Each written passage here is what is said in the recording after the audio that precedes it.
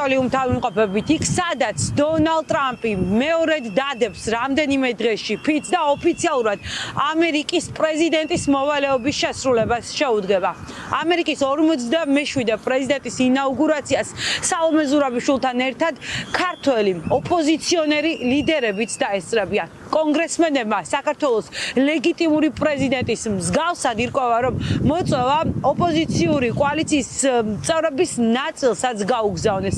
იმ ოპოზიციონერ ლიდერებს, რომლებსაც ივანიშვილმა არჩევნები გაუყალბა.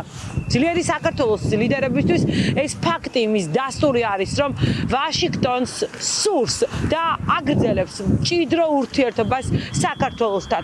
ამ ნაბიჯით შეერთებული შტატები მის დემონსტრირებას ახდენს, რომ კავკასიის რეგიონში საქართველო მისთვის კვლავ მნიშვნელოვან სტრატეგიულ პარტნიორად რჩება. და რაც მთავარი არის, ამერიკის 47-მე პრეზიდენტის ინაუგურაციაზე მიწვეული არ არის ქართული ოცნების არც ერთი წევრი.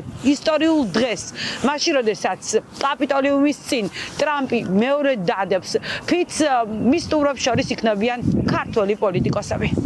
შეერთებული შტატების დღევანდელი და მომავალი ადმინისტრაცია არ ესაუბრება ქართულ ოცნებას, როგორც რუსული ხელისუფლების წარმომადგენლებს საქართველოში. ისინი არ ცნობენ მათ არჩევნებს, მოპარულ არჩევნებს და ისინი ორივე ადმინისტრაცია მხარს უჭერს ქართულ ხალხს.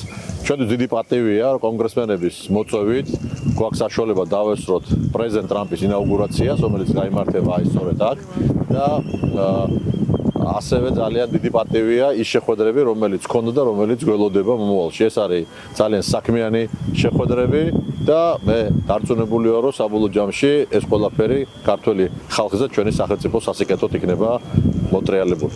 ჩვენ რა თქმა უნდა ველოდებით, რომ ახალი ადმინისტრაცია, რომელიც დაკომპლექტებულია კაშკაშა ვარსკვლავებით ბიზნესიდან, პოლიტიკიდან, ეს ადმინისტრაცია კიდევ უფრო დიდ ხარდაჭერას გაუწევს ჩვენს ხალხს თავისუფლებისთვის ბრძოლაში, ჩვენს სახელმწიფოს იმისათვის, რომ ერთხელ და სამუდამოდ საქართველოს მოიპოვოს თავისი დამსახურებული ადგილი ცივილიზაციულ სამყაროში, ევროპულ ოჯახში, იმისათვის, რომ შეერთებულ შტატებთან ჩვენი ურთიერთობა, ჩვენი ქვეყნის ურთიერთობა მართლაც ავიდეს ახალ დონეზე, ეს ყველაფერი მოხდება ახალი არჩევნების ჩატარების შემდგომ, რაც შეეხება დღევანდელ დე-ფაქტო რეჟიმს, ის არის კეთროვანი ძალა, ის არის ძალა, რომელიც ემსახურება კრემლს, არ ემსახურება ქართული ხალხის ინტერესებს, რომელიც მზად არის, რომ გააწიროს ქვეყნის და სახელმწიფოს ინტერესები თავისი ძალაუფლების შესანარჩუნებლად, ასეთ ძალას, როგორც წესი, ცივილიზებული სამყარო არ ელაპარაკებს.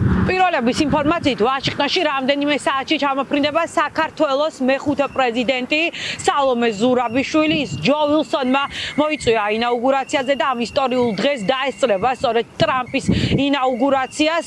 ვაშინგტონისთვის საქართველო რჩება სტრატეგიულ პარტნიორად და სწორედ იმიტომ, რომ საქართველოს მოქალაქეების მიერ არის არჩეული სალომე ზურაბიშვილი, ის მოიწვიეს ამერიკის 47-მე პრეზიდენტის ინაუგურაციაზე და არა ბიძინა ივანიშვილის მიერ დანიშნული მიხეილ ყაველაშვილი.